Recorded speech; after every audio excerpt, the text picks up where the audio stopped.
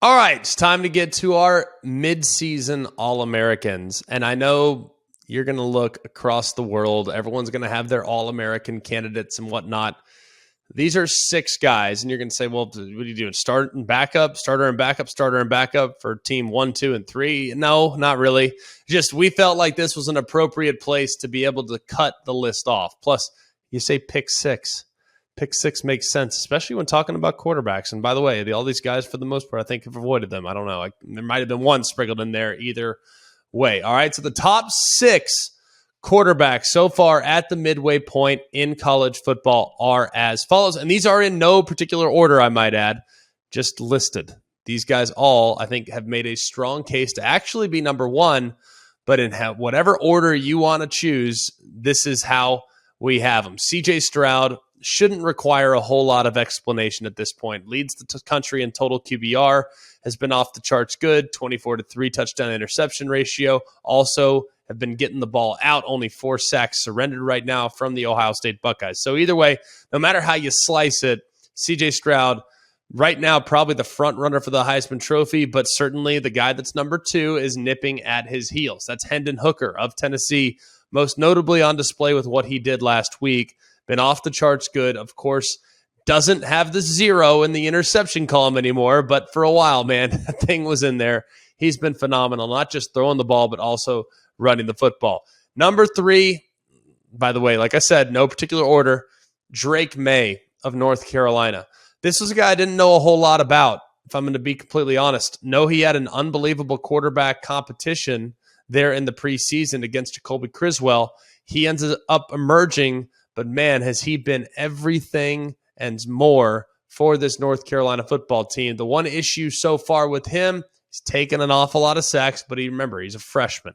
Guy's only started 7 games. 6-1, though, as a starter, and the only reason they're at 6-1 is because of that offense and because of how good the passing attack has been. He's been off the charts good. Let's go to number 4, Max Duggan, a guy that started the season as a backup, works his way into the starting role, and now is playing as well as anybody. His team's sitting at undefeated, of course, 6-0. He only has 5 starts to his name, but he obviously did a really good job there in the second half of the game against Colorado, so I'm also going to give him credit for that win as well. Plus, had he played the whole game, they would have been just fine. 16-1 right now, touchdown interception ratio, almost 70% completion rate, and it's not like these are dink and dunk passes either. They're throwing it down the field. TCU is going to take shots, and when you're completing 70% and taking shots, you're doing a lot of things really, really well. And then the final 2, Bryce Young. I think our standard for him is so insanely high, it's almost unfair. It's almost unreachable. But look at the performance that he had against Tennessee. He wasn't flawless, by the way. I mean, there have been definitely some issues in his game. I don't think he's been as clean as he was a year ago, but at his best, he can go with anyone. That was obviously on display, not just last week, but in crunch time against Texas and in the time they're starting out the game against Arkansas. Obviously, those are the 3 big matchups so far. He's passed all those tests with flying colors. And then finally, a guy who might be lost for the season, but if we're going to cap off the midway point with a guy that has been impressive, how about Jalen Daniels of Kansas? For a while there, he led the country in total QBR.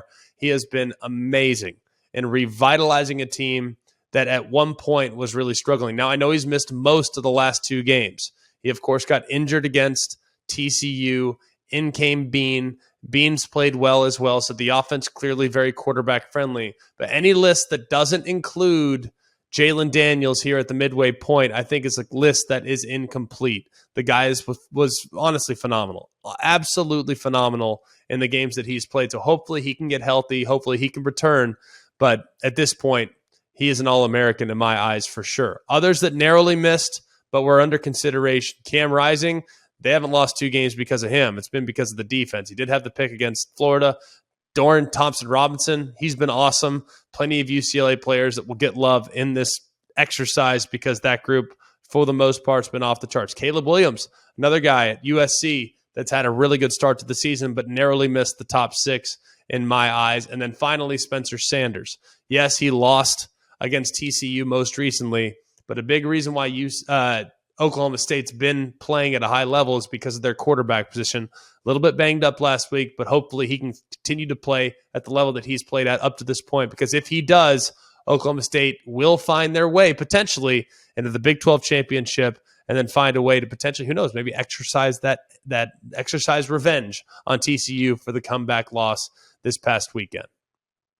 Out of those top 6 that you named there, who's the most important to their team? Most important to their team, I'd say Bryce Young. When you look at Alabama, and I look, CJ Stroud, there's really no telling. We don't know. You take him off. I don't know what's behind him. I don't know enough about the backup. I don't know enough about Hendon Hooker's backup either, if I'm going to be completely honest.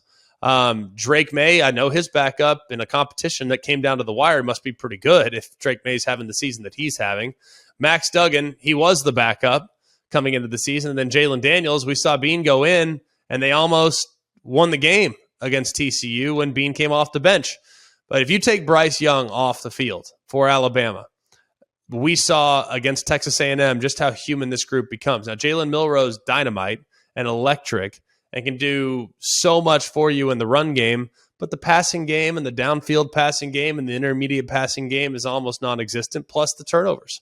So Bryce Young, I think, means maybe more to his team than probably anybody in college football. And without him, that Alabama offense, outside of Jahmyr Gibbs, has significant issues.